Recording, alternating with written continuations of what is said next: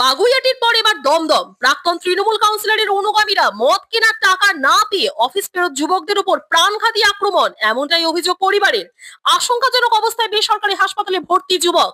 শনিবার মধ্যরাতে দমদম মধুগড়ে অফিস ফেরত যুবকদের উপর হামলা। অভিযোগ, অফিস ফেরত যুবকদের উপর আগ্নেয়াস্ত্র, রড, হকি স্টিক দিয়ে মারধর করা হয়। ঘটনায় শ্রীতম চ্যাটার্জি ও সানি সিং নামে দুই যুবক গুরুতর আহত হন।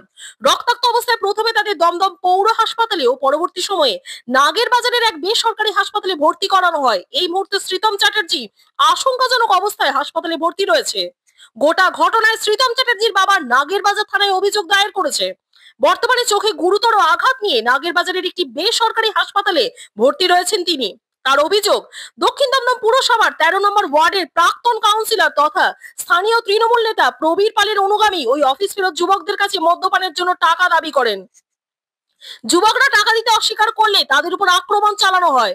শেয়ানা বাপ্পা, গোপাল ঘোষ, উত্তম ঘোষ, রবি সর্দার সহ বেশ কয়েকজন দুষ্কৃতী তার ছেলে ও ছেলের বন্ধুদের উপর রিভলভার, হকি স্টিক, রড দিয়ে আক্রমণ চালায়। রিভলভারের বাট দিয়ে মেরে মাথা ফাটিয়ে দেওয়া হয় বলে অভিযোগ সানি সিং এর। দুজনের মাথায় বেশ কয়েকটি সেলাই পড়েছে। এই ঘটনা নিয়ে স্থানীয় প্রশাসনের কাছে দুষ্কৃতী দৌরাত্ম্য কমানোর আর্জি জানান ওই ওয়ার্ডের বর্তমান কাউন্সিলর তন্দ্রা সরকার। তিনি বলেন, ওই অঞ্চলে একদল দুষ্কৃতী এই ধরনের সমাজ বিরোধী কার্যকলাপ চালাচ্ছেন।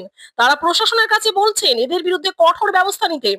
কাউন্সিলর শ্রীতম চ্যাটার্জির বাবার অভিযোগ মেনে নেন যে প্রাক্তন কাউন্সিলরের মদতেই এইসব হচ্ছে। তারা মদ্যপ অবস্থায় ছিল এবং আরও মদ খাবে, যার জন্য মদ খাওয়ার টাকা চায়।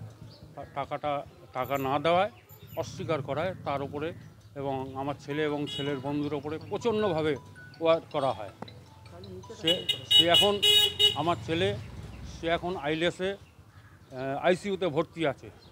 একটা চোখ সম্পূর্ণ প্রায় শেষ হওয়ার মুখে, আর একটা চোখও দেখতে পাচ্ছে না। মাথায় রিভলভারে বাঁট দিয়ে মারা হয় এবং আমার বন্ধুর যে ছেলের বন্ধু তার মাথায় রড দিয়ে মারা হয়। দুজন তারপরে পড়ে যায়, কোনো রকম উঠে আশেপাশের লোক এসে তাদের করে। আমার ছেলে চাকরি করে, হ্যাঁ, এবং তৃণমূলের সমর্থক।